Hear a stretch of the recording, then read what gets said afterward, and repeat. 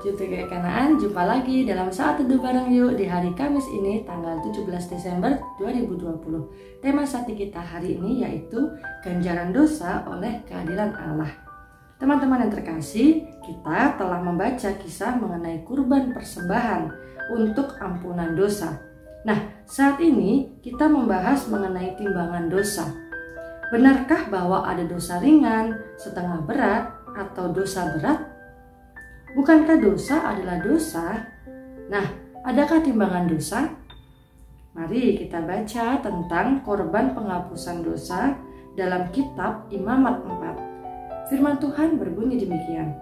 Tuhan berfirman kepada Musa, "Katakanlah kepada orang Israel, apabila seseorang tidak dengan sengaja berbuat dosa dalam sesuatu hal yang dilarang Tuhan, dan ia memang melakukan salah satu daripadanya, maka jikalau yang berbuat dosa itu imam yang diurapi, sehingga bangsanya turut bersalah, haruslah ia mempersembahkan kepada Tuhan karena dosa yang telah diperbuatnya itu seekor lembu jantan muda yang tidak bercela sebagai korban penghapus dosa. Ia harus membawa lembu itu ke pintu kemah pertemuan ke hadapan Tuhan. Lalu ia harus meletakkan tangannya ke atas kepala lembu itu dan menyembelih lembu itu di hadapan Tuhan. Imam yang diurapi itu harus mengambil sebagian dari darah lembu itu, lalu membawanya ke dalam kemah pertemuan. Imam harus mencelupkan jarinya ke dalam darah itu dan memercikkan sedikit dari darah itu 7 kali di hadapan Tuhan, di depan tabir penyekat tempat kudus. Kemudian imam itu harus membubuh sedikit dari darah itu pada tanduk-tanduk mezbah pembakaran ukupan dari wangi-wangian yang ada di hadapan Tuhan di dalam kemah pertemuan. Dan semua darah selebihnya harus dicurahkannya kepada bagian bawah mezbah korban bakaran yang di depan pintu kemah pertemuan. Segala lemak lembu jantan korban penghapus dosa itu harus dikhususkannya dari lembu itu, yakni lemak yang menyelubungi isi perut dan segala lemak yang melekat pada isi perut itu. Dan lagi kedua buah pinggang dan lemak yang melekat padanya yang ada pada pinggang dan umbai hati yang harus dipisahkannya beserta buah pinggang itu, sama seperti yang dikhususkan dari lembu korban keselamatan. Imam harus membakar semuanya di atas mezbah korban bakaran. Adapun kulit lembu jantan itu dan segala dagingnya, beserta kepala dan betisnya, dan isi perutnya dan kotorannya, yakni lembu jantan itu seluruhnya harus dibawanya keluar perkemahan, ke suatu tempat yang tahir, ke tempat pembuangan abu, dan lembu itu harus dibakarnya sampai habis di atas kayu api di tempat pembuangan abu. Jikalau yang berbuat dosa dengan tak sengaja itu segenap umat Israel dan jemaah tidak menyadarinya, sehingga mereka melakukan salah satu hal yang dilarang Tuhan dan mereka bersalah, maka apabila dosa yang diperbuat mereka itu ketahuan, haruslah jemaah itu mempersembahkan seekor lembu jantan yang muda sebagai korban penghapus dosa. Lembu itu harus dibawa mereka di depan kemah pertemuan. Lalu para tua-tua umat itu harus meletakkan tangan mereka di atas kepala lembu jantan itu di hadapan Tuhan, dan lembu itu harus disembelih di hadapan Tuhan. Imam yang diurapi harus membawa sebagian dari darah lembu itu ke dalam kemah pertemuan. Imam harus mencelupkan jarinya ke dalam darah itu dan memercikkannya 7 kali di hadapan Tuhan di depan tabir. Kemudian dari darah itu harus dibubuhnya sedikit pada tanduk-tanduk mezbah yang di hadapan Tuhan di dalam kemah pertemuan, dan semua darah selebihnya harus dicurahkannya kepada bagian bawah mezbah korban bakaran yang di depan pintu kemah pertemuan. Segala lemak harus dikhususkannya dari lembu itu dan dibakarnya di atas mezbah. Beginilah harus diperbuatnya dengan lembu jantan itu, seperti yang diperbuatnya dengan lembu jantan korban penghapus dosa. Demikianlah harus diperbuatnya dengan lembu itu. Dengan demikian, imam itu mengadakan pendamaian bagi mereka, sehingga mereka menerima pengampunan. Dan haruslah ia membawa lembu jantan itu keluar perkemahan, lalu membakarnya sampai habis seperti ia membakar habis lembu jantan yang pertama. Itulah korban penghapus dosa untuk jemaah. Jikalau yang berbuat dosa itu seorang pemuka yang tidak dengan sengaja melakukan salah satu hal yang dilarang Tuhan Allahnya, sehingga ia bersalah, maka Jikalau dosa yang telah diperbuatnya itu diberitahukan kepadanya, haruslah ia membawa sebagai persembahannya seekor kambing jantan yang tidak bercela.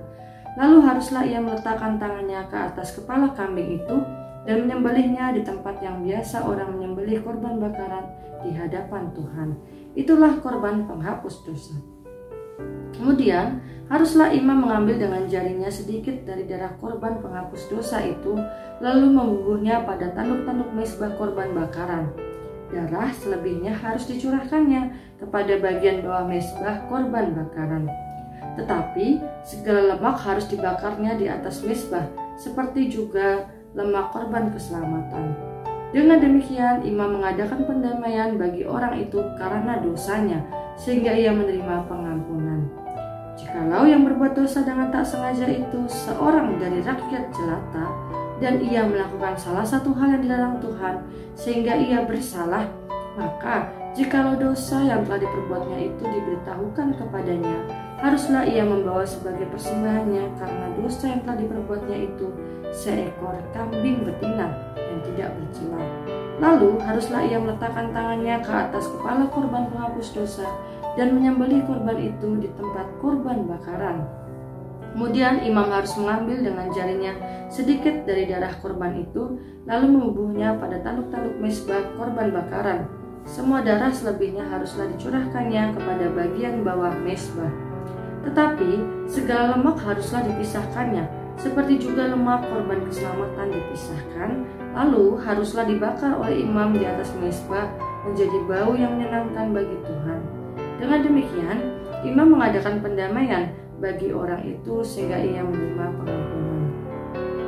Jika ia membawa seekor domba sebagai persembahannya menjadi korban penghapus dosa, haruslah ia membawa seekor betina yang tidak bercela.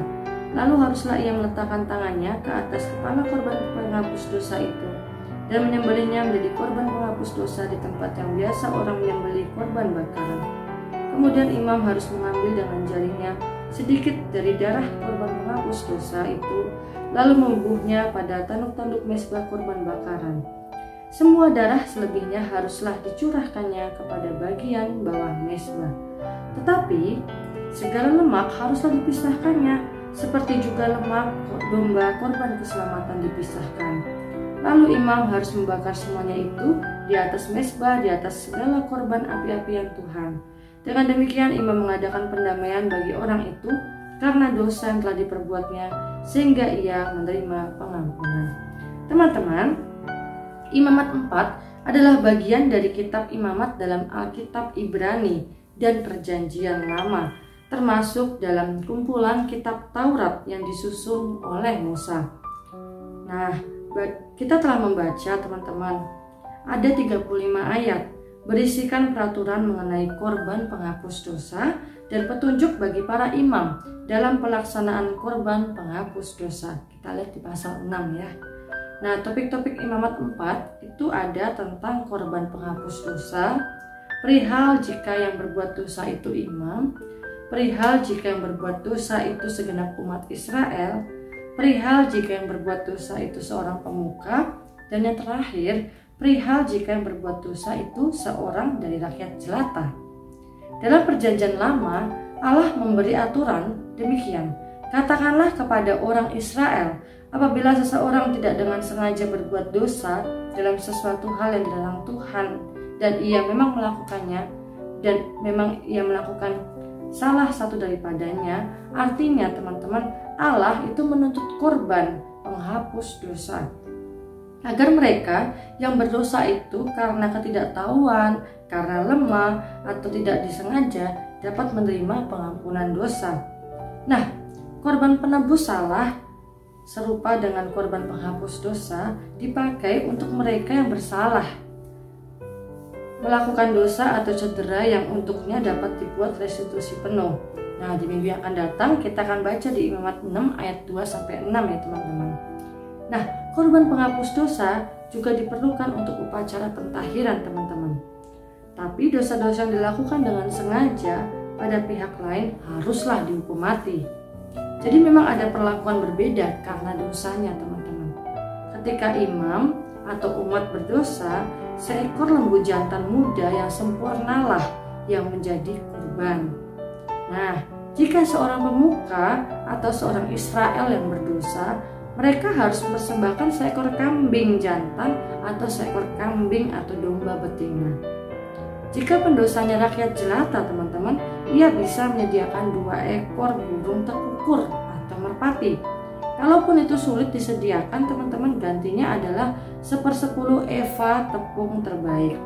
Teman-teman bisa lihat ya, 22 ya teman-teman ya. Nah, dosa memang adalah dosa dan harus dihukum. Maka ketika seseorang mendapatkan ganjaran itu karena Allah bersikap adil. Itu sebabnya jenis kurban disesuaikan menurut tingkatan sosial mereka. Semakin kaya dan tinggi kedudukannya, kurbannya pun lebih mahal. Nah, dalam perjanjian baru, kematian Kristus yang mendamaikan dan yang menanggung hukuman karena dosa kita. Kematiannya jauh lebih sempurna daripada korban penghapus dosa dalam perjanjian lama, karena menyediakan pendamaian 1 kali untuk semua dosa. Dosa memang meninggalkan sengsara, teman-teman, tapi tidak ada dosa yang terlalu hitam pekat untuk tidak dapat diputihkan. Sepanjang kita mau bertobat, teman-teman, kepada Tuhan yang adalah adil, Tuhan memberkati kita semua.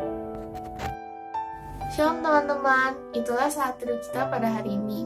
Dari sini kita belajar kalau setiap dosa itu akan ada hukumannya dan perlu ditebus. Tetapi kita perlu bersyukur karena Tuhan yang adalah adil telah menebus semua dosa kita dengan mati di kayu salib. Itu merupakan korban keselamatan yang paling sempurna dibandingkan korban penghapus dosa lainnya. Untuk menutup saat teduh hari ini, mari kita sama-sama berdoa. Tuhan Yesus yang Maha Baik, kami berterima kasih atas saat teduh hari ini.